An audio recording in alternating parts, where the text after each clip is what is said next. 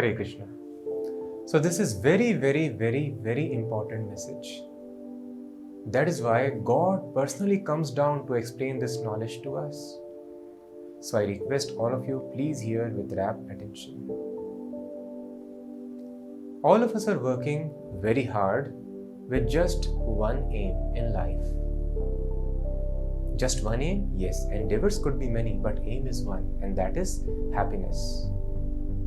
And we think if we get some riches, some fame, power, good looks, or a loving family, that will make us happy. And this is the fundamental mistake that we make in our attempt to become happy. Why mistake? Because we can see so many people who are successful, the best CEO of all times, the greatest celebrity of the planet ever, the greatest sportsman. We can see all of them, even though they are materially very, very successful, it has left them dissatisfied and unhappy. And the typical example is Arjuna. Arjuna is the most qualified person. He is filthy rich. He is very, very sharp moralist. He is very, very handsome. He is vastly learned, and he defeated even the denizens of other planets. And such a person is having very nice, loving, caring family, but he is not satisfied. Just when the great war of Kurukshetra is about to begin, this great general who is expected to lead his side to victory, his limbs start quivering, mouth is drying up, skin starts burning. He casts aside his bows and arrows and he sits down on his chariot, telling Madhusudana, Krishna, I cannot fight. He comes in depression. So we can understand, neither Arjuna was satisfied by all these material opulences, neither in the modern day. So Vedas tell Pashyan apina pashyati. Although we are saying there is no guarantee of happiness in all these achievements, still we are going for it and we end up being dissatisfied.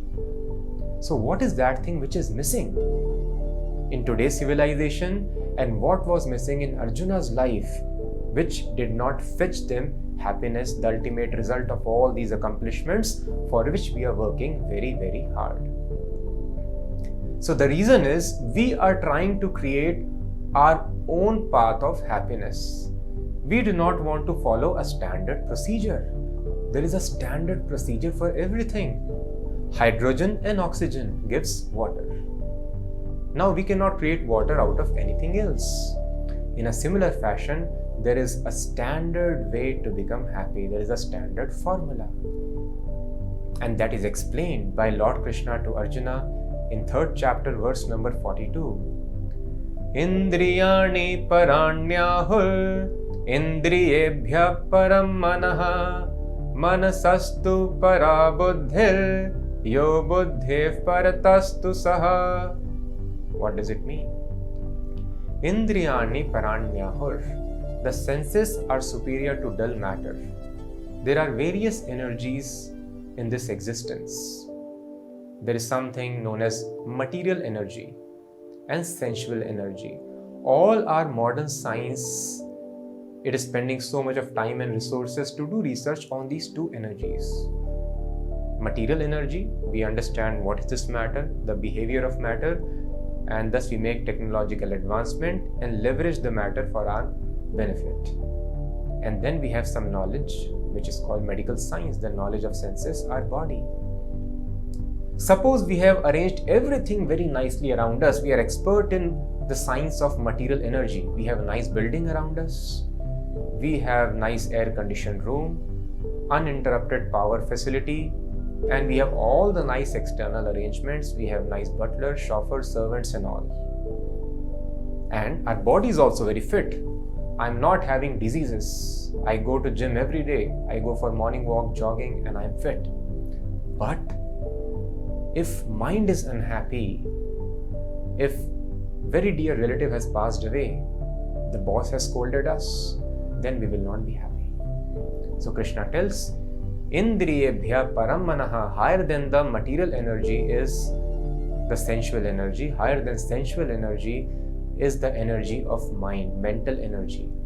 If there is disturbance, dissatisfaction at mental level, the arrangements, all the fine arrangements of material energy, matter, and the sensual energy will not make us happy. And if the mind is blissful, when you are with the person you love the most, even though you could be living in very modest, humble circumstances, you will be very, very happy. And Lord Krishna tells, higher than the mental energy is intellectual energy. Indriyani paranyahur indriyebhya param manaha manasastu para buddhir buddhi. With buddhi we control the mind. And there is something which is higher than buddhi also. What is that? Yo buddhev paratastu saha. The topmost energy, higher than intellectual energy, intelligence, that is you, Arjun, the spirit soul. So we as a spirit soul decide, I have to apply my intelligence here. This question is difficult to solve, let me not waste time in this. Here I can score more marks, let me apply my intelligence. Then intelligence directs the mind controls the senses, and in this way we function in this world. So we are actually spirit soul, different from body, mind and intelligence. If we supply sufficient quantity of fuel, grease and oil to the car, but we fail to feed the driver, that is the biggest mistake we can do. And this is the mistake which Arjuna encountered and which the modern civilization is completely unaware of. We are supplying fuel, oil, grease to the car. It means we are trying to supply all the necessities of this body which are required to keep the body and soul together. But simply putting oil and grease in the car without feeding the driver will keep the driver unhappy. So we are unhappy because we do not know how to take care of ourselves. So the most important element within this body is consciousness. We have become vastly learned, very good looks. We are having power, recognition. But if the consciousness goes out of the body, all these achievements are null and void. Even people who love us the most will not care for us if consciousness is missing. So we are very expert in studying matter, in studying the medicine, the science of atoms, cells, and various other organs, tissues. But where is the science of this most important element in the body, which is called consciousness? When consciousness goes out, why we cannot fix? If liver is not functioning, kidney is not functioning, in blood there is some discrepancy, we can adjust all these things. Outside, house is not proper, shelter is not nice, vehicle is not nice, we can fix it. Vehicle breaks down, we can fix it. But when this vehicle breaks down, when consciousness goes out of the body, why we cannot fix? What is the science of consciousness? From where it comes? What are its properties? And we are actually consciousness. We see through the eyes. Eyes are not seeing. We hear through the ears. Ears are not hearing. These are simply machines. So we are consciousness. Where is the science, technology of the self, consciousness? And this science, this subject matter is the prime subject of Bhagavad Gita. So unless we have knowledge about ourselves, where is the question of satisfying ourselves? We are spirit souls having temporary human experience. People think we are human beings and we have temporary spiritual experience. When we read the scriptures like Bhagavad Gita, Srimad Bhagavatam, we worship the Lord in the temple, we do bhajan, kirtan, meditation, we have temporary spiritual experience. No, we are spiritual beings right now in this body having temporary human experience. We are consciousness. So this science of consciousness is the most important science of all, and that is what was explained to Arjuna by Lord Krishna. And actually through the medium of Arjuna, Lord Krishna has explained it to all of us. And thus it is said in the scriptures about Bhagavad Gita, Sarvopanishado gavo dogdha gopal nandanaha partho vatsa sudhir bhokta dugdham gitamritam mahat.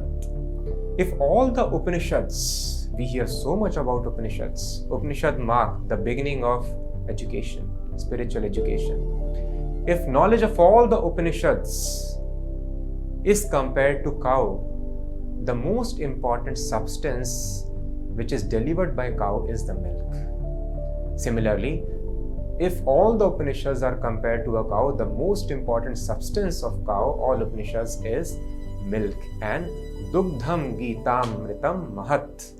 That milk is called Bhagavad Gita. So just imagine that milk, the nectar of all the knowledge of the Upanishads, is being given to us. So how fortunate we are going to explore this most wonderful knowledge. And who is taking out this milk? Who is Dogdha? Lord Krishna himself, the cowherd boy. And who is the calf? Arjuna is compared to calf. And who enjoy all this milk beside the calf? Sudhir Bhokta. People who are very, very sober, who have controlled senses, who are learned and who are devotees. Even if our senses are not controlled, we are not sober, equipoised, we will become so by reading Bhagavad Gita, and then we will be able to realize this knowledge of Bhagavad Gita. So I congratulate all of you. We are very, very fortunate. We are going to understand not just Upanishads, but the essence of all Upanishads. So here in Bhagavad Gita, we find all the knowledge which is contained in all the Upanishads and many more things which are not found elsewhere. So let us now become very attentive. Attentive hearing with rapt attention is the secret to realize this message of Bhagavad Gita.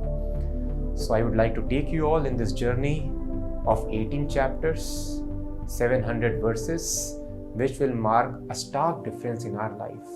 Arjuna, simply by hearing this message, from the state of depression, he came to a stage of ecstasy. So let us try to assimilate this knowledge together and spread this across the world. This can change the face of the civilization and make the whole world very happy. Hare Krishna.